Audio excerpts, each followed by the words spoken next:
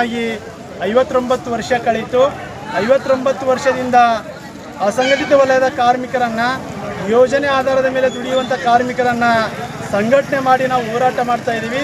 ಎಷ್ಟೋ ಆರ್ಥಿಕ ಯೋಜನೆಗಳ ಆಧಾರದ ಮೇಲೆ ಇವತ್ತು ಸರ್ಕಾರದ ಮೇಲೆ ಸುಪ್ರೀಂ ಕೋರ್ಟ್ ಹೇಳಿರುವಂಗೆ ಕನಿಷ್ಠ ವೇತನ ಏನು ಬೆಲೆ ಏರಿಕೆ ಆಗಿದೆ ಅದ್ರ ತಕ್ಕಂಗೆ ಇವತ್ತು 36,000 ರೂಪಾಯಿ ತಿಂಗಳಿಗೆ ಕಾರ್ಮಿಕರಿಗೆ ಕೊಡಬೇಕಾಗಿತ್ತು. ಇವತ್ತು ರಾಜ್ಯ ಸರ್ಕಾರ ಆಗಲಿ ಕೇಂದ್ರ ಸರ್ಕಾರ ಆಗಲಿ ಯಾರೂ ಕೂಡ 36,000 ರೂಪಾಯಿ ಕಾರ್ಮಿಕರಿಗೆ ಇವತ್ತು ಕೊಡ್ತಾ ಇಲ್ಲ. ಈ ಮೂಲಕ ಕಾರ್ಮಿಕ ವರ್ಗವನ್ನು ಇವತ್ತು ದಿವಾಳಿ ಮಾಡ್ತಾ ಇದೆ.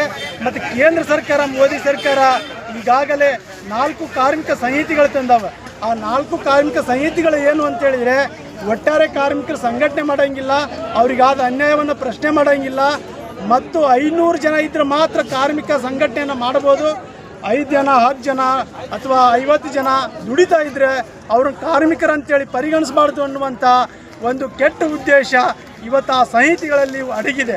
ಹಾಗಾಗಿ ಹಿಂದಿದ್ದಂಥ ಏನು ಕಾರ್ಮಿಕ ಕಾನೂನುಗಳಿದ್ದಾವೆ ಅದಕ್ಕಿಂತ ಅಪಾಯ ಇದೆ. ಹಾಗಾಗಿ ಆ 4 ಕಾರ್ಮಿಕ ಸಂಹಿತೆಗಳು ವಾಪಸ್ ಆಗಬೇಕಂತೇಳಿ ಇಡೀ ದೇಶಾದ್ಯಂತ CIT ಸಂಘಟನೆ ಕಾರ್ಮಿಕರು ಬೀದಿಗಿಳಿದು ಹೋರಾಟ ಮಾಡ್ತಾ ಇದ್ದಾರೆ. ಸರ್ಕಾರ ಕೂಡಲೇ ಆ 4 ಕಾರ್ಮಿಕ ಸಂಹಿತೆಗಳನ್ನು ವಾಪಸ್ ಪಡೀಲಿಲ್ಲ ಅಂತೇಳಿದರೆ ಉಗ್ರವಾದ ಹೋರಾಟವನ್ನು ಮಾಡ್ತೀವಿ ಅಂತೇಳಿ ಈ ಮೂಲಕ ಕಾರ್ಮಿಕ ಸಂಘಟನೆಗಳು ಎಚ್ಚರಿಕೆಯನ್ನು ನೀಡ್ತಾ ಇದ್ದಾರೆ. ಹೀರು ರಾಠೋಡ್ ಅಂತೇಳಿ CITನ ಜಿಲ್ಲಾ ಸಹ ಸಂಚಾಲಕರು. ಕನಿಷ್ಠ ವೇತನ ಜಾರಿಗೆ ಬರಲಿ, ಏರಿದ ಬೆಲೆಗಳು ಇಳಿಯಲೇಬೇಕು,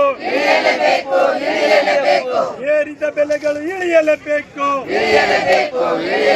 ಕಾರ್ಮಿಕ ವಿರೋಧಿ 4 ಸಂಹಿತೆಗಳು ವಾಪಸ್ ಆಗಲಿ. 4 ಕಾರ್ಮಿಕ